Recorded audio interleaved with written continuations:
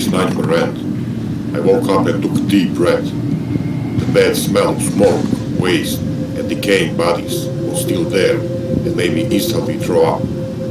My stomach didn't feel better or worse than yesterday. The last time I had something to eat must have been 3 days ago, when I shared a can of vegetables with my cousin. These are memories from 20 years ago when I was fighting for survival during the Balkan War. I'm Selko, and some might call me a survival expert. I call myself a survivor. Unlike other survival experts who make vague claims of why they call themselves experts, I have survived the Balkan War in the 90s, and ever since I learned more about survival. I fought for my life for a year in a city surrounded by the enemy army and cut off from power, clean water, and supplies, and under constant attack by snipers and artillery. Gangs ruled the neighborhood, and we had to fight for survival every day and night. That was 20 years ago when civil war broke out. It lasted for 4 years. I was living in old Yugoslavia. It is in Central Europe, and you can ride a car from Italy or Germany to our area in about 10 hours. It is a beautiful region, and I had a normal life. I was 18 years old, liked movies, and went to the cinema with girls, listened to Metallica, and played in a heavy metal band. Normal life back then, just like young people lived in the US or rest of Europe. The first time when I heard about war and had some kind of glimpse what it's all about was when I saw a report on local TV that people were fighting in a town in a neighboring state. It was presented to us by the media that they were fighting to restore peace. The reality was very different. But people felt this was temporary, and nobody would have thought that war could come to us. I remember there was an interview with a group of fighters, or so-called rebels, who fought the official army. About 30 soldiers in front of some tanks and armored vehicles, trying to look like and act like real soldiers. They acted like they had a cause, but looked like a bunch of gang members who just looted the military barracks and stole all the weapons and equipment. The guy who talked most of the time was wearing a helmet with mark and badge of the official army, but it was crossed out and he painted small skulls on top of them. He had a long beard and 2 knives on his belt. He looked dirty and mean. Other soldiers kept interrupting him with comments how they liberated the area and freed the people. Most of them looked drunk or high. In one of the next parts of the report, they showed the outskirts of the town with corpses lying on the streets. One of them clearly a postman, still next to his bike, so it was obvious he was shot when he was riding it. One scene showed the guy who was carrying a traffic light. God knows why. There were dead bodies everywhere. The report again switched back to the rebels, and the reporter praised them of making the area safe. I was watching the report together with some family members and friends, and I remember that some of us tried to make jokes how these guys looked, but those were very bad attempts of making jokes. Nobody laughed. One of the older members of my family in front of the TV commented, "Where are the folks that they liberated? There is no single soul alive except them." That was something new to us. Those were the first real pictures of the war that got burned in my memories. We had no idea we would live through a situation like this and worse so soon after that. I remember feeling a bit scared, but also excited seeing all the weapons and tanks. It was in the same country, but still over hundreds of kilometers away. But who would kill a postman to restore peace? That made no sense. That night I went to bed and had a lot of questions on my mind. The people who killed and got killed were people who spoke the same language, had the same culture, but it felt like it was unreal, like something that happens on a different planet. In the coming days, there was less about fighting on TV, but people started to talk about the war. Some people went there to help relatives, others went there even to fight. A lot of different stories were circulating, but all had one thing in common: chaos. The stories we started to hear were of course different to the official stories. There was a guy who was a local salesman at our market. He used to grow vegetables and sell them on the market. An average guy, nobody special. I knew him because we played snooker at the same local bar. I heard from some guys that he went to war and I did not see him at the snooker place for some time. Then one evening, when I entered the bar, I saw 5 or 6 guys standing around one man, and the man yelled, "Okay, another round of beer for everyone." I approached the group and saw the salesman in the middle of those guys, showing them something. He was more or less drunk. I got to beer and joined the group. He was showing us his pistol. It was Browning, with some signs on it that looked like it was from military unit or something. He bragged what kind of good gun it was. This went on for some time before someone asked him how it was in the area where they're fighting. He answered that it is easy to kill, just pull the trigger. To prove his point, he reached in his pocket and showed us a bunch of golden rings in different sizes. The evening went on with him telling us about war, how a guy next to him got shot by a sniper and wouldn't stop screaming until he bled out.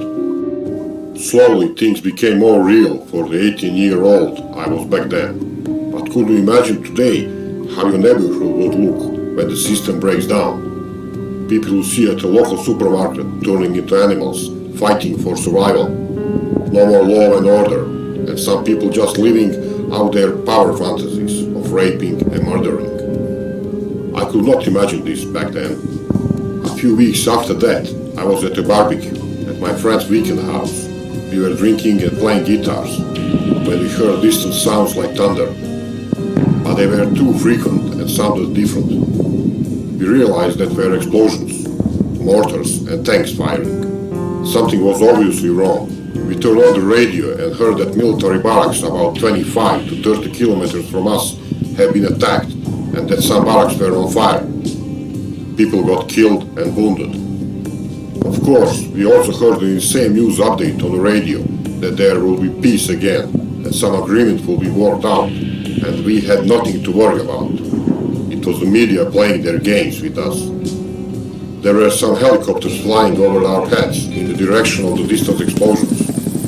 The barbecue was over. We poured water on the fire, and I remember a friend asking if the college exams would be postponed because of this. Another answered that this would not matter now, and that we all could get killed. We didn't talk too much while driving back home. At that point, I should have gone home, convinced my family to live with me and never turn back. But I did not.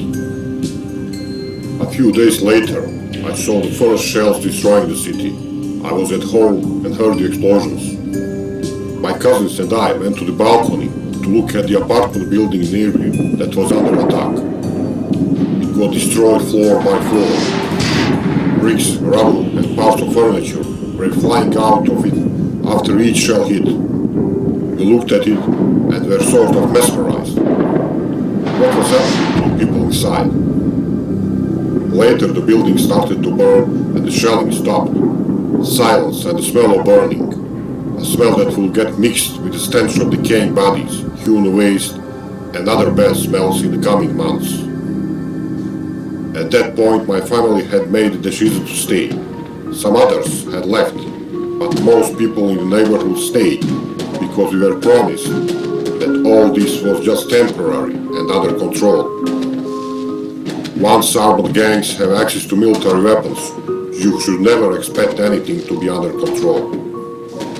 A week after seeing the first shelling of the city, I witnessed 3 people crossing the street get hit by one of the shells and blown into pieces. At that point, it was too late to leave. Everyone looted whatever they could from the small market in the neighborhood. And I was there too, but much too late to get anything useful. When I arrived, people were already trying to salvage anything edible from the floor that simply fell down and got destroyed when the first looters arrived. One guy started a fight over something some other guy had found. He went and punched the guy. The other guy simply pulled a knife and stabbed him 2 times in the belly. I was watching this from outside the store. I expected the guy who got stabbed to fall down, like in the movie, but he kept on fighting and even tried to grab the knife. The fight ended when the guy with the knife ran away. The guy who got stabbed grabbed a few of the products, held his belly, and slowly walked away. Nobody helped him. I did not help him. When I got home later and talked about it, I remember I did not even have the decent thought to help him. I asked myself if this made me a bad man. In the months to come, minding my own business became an important part of staying out of unnecessary trouble. I learned how important the right mindset was for survival and witnessed how bad decisions can end lives. At that point, water and electricity had already been gone for a few days. We still expected everything to come back soon, and the bits and pieces of news we heard from others, or those who still had radios with batteries, said that we have peace again very soon. There was still hope. We did not know better. We organized our family. Some more relatives joined us at a strategically well-located house. Instead of my guitar, I started to carry a weapon every day. We fortified the house, set up rules to keep things clean, and this is how our year of living through hell began. During that time, some of us and those around us died or suffered from severe diseases due to the lack of hygiene. We established a sick room for those having severe diarrhea and other problems. We had people on watch at all times of the day, fought against gangs attacking our house and street, and the men in our group went out every night to look for useful stuff to either scavenge from abandoned and destroyed buildings or trade. We collected water from the roof with a system we set up during the dark night to avoid being seen by snipers. This is how I learned about survival. The months went on, things get worse. Besides the enemy army, we had gangs robbing, raping, and murdering people in our neighborhood. We mostly moved around the city at night in small groups to have some protection from snipers. I learned to fight, to trade and barter, scavenge, fix things, and simply survive in this urban hell. All the while friends, people in my family and neighborhood died around me. So this was not some planned survival expedition. This was the end of the world as we knew it at that time. And at that time, I was not prepared for it. But I learned my lesson. Those who didn't are not here today to talk about it. This is now 20 years ago, and based on my experience, I have refined my survival skills and prepared to have all things in order for the next time the system breaks down. This is what I want to share with you today. You might think that what I experienced was extreme, but it is happening all over the world, over and over again, as soon as people get desperate and fight for survival. It happened in New Orleans after Katrina hit in 2005. It happened in Haiti after devastating earthquake in 2010. And the country is still fighting to bring law and order back today. It is the same story over and over again, just like in the Philippines, where people were looting and killing just 2 days after a typhoon hit the country in 2013. Look at the troubles in our own backyards. We have extreme social tensions waiting to explode. Some violent riots in the Western world just end up with fewer injured and dead people because people got hungry and go home to eat. Once the system is gone, everything goes, and you need to know how to deal with such situation. This is the most important skill to have in 21st century. It can even help you to deal with smaller disasters, such as job loss or become a victim of crime. It is time to wake up from the dream of safety those in power want us to dream and face reality. We live in a world where few people still know how to survive outside of the system. Humans knew how to survive for thousands of years on their own, and in the last 100 years suddenly we gave up this knowledge and we trust our governments and our system. Governments run by the people who look out for themselves and their friends and not for you. I learned this lesson after the government here abandoned us, and I never stopped learning about survival and preparedness since that day over 20 years ago. This is what I want to share with you in this course. If you know these essentials, you are far ahead of the pack and can make the right decision based on what really works.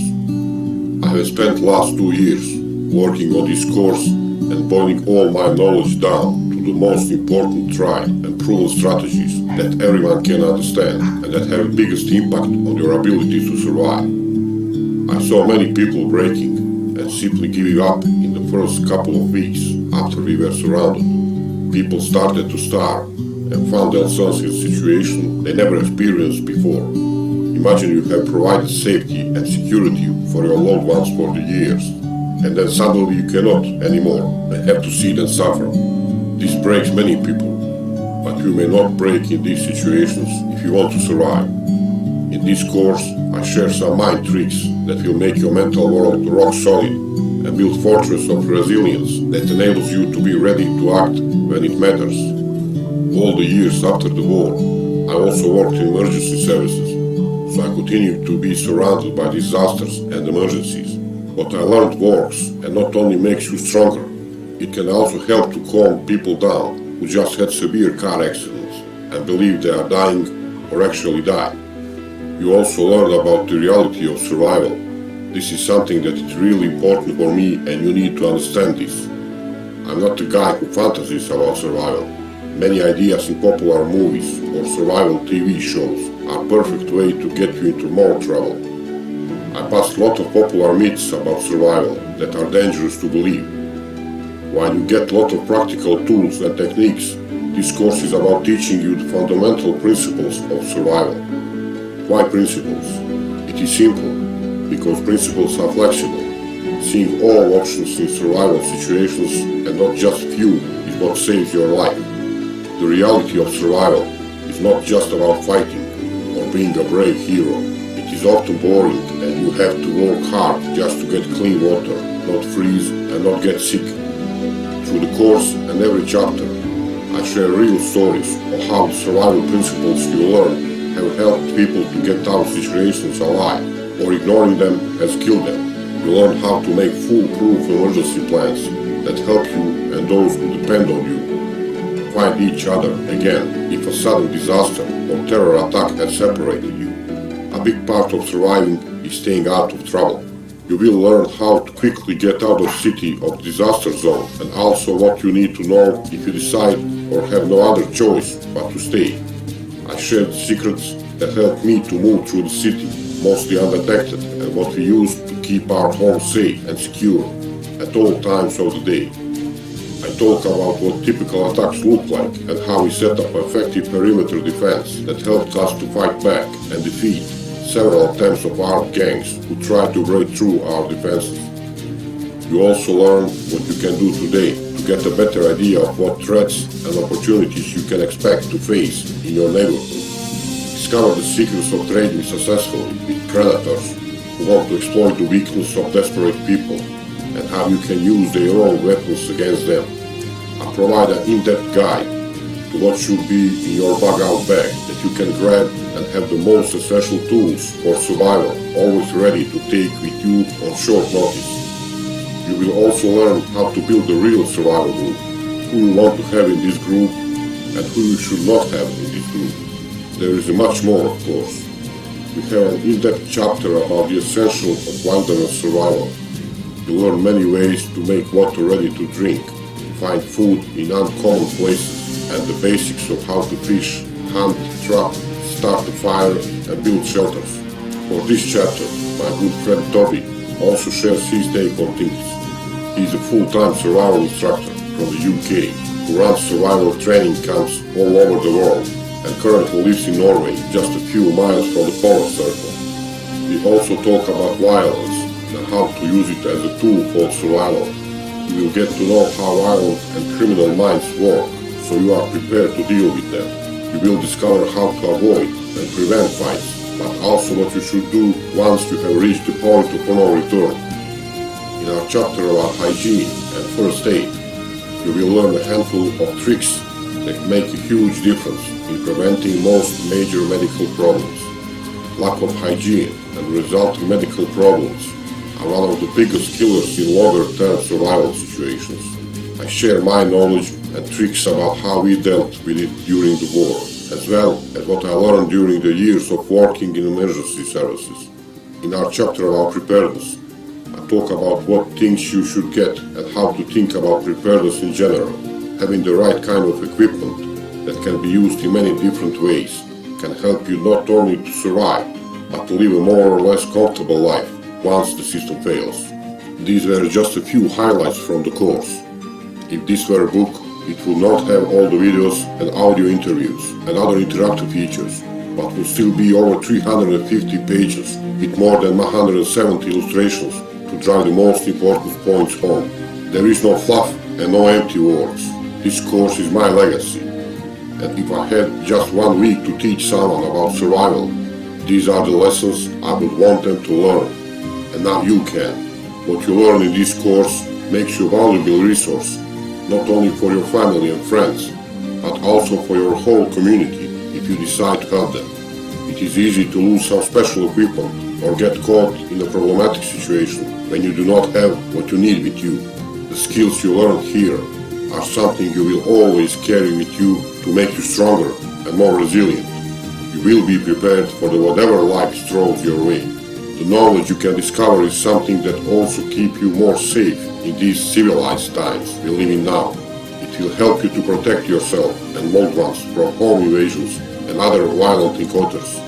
All this is not just theoretical knowledge, but things I experienced that kept me and people around me alive. If you had to climb Mount Everest, who would you trust more?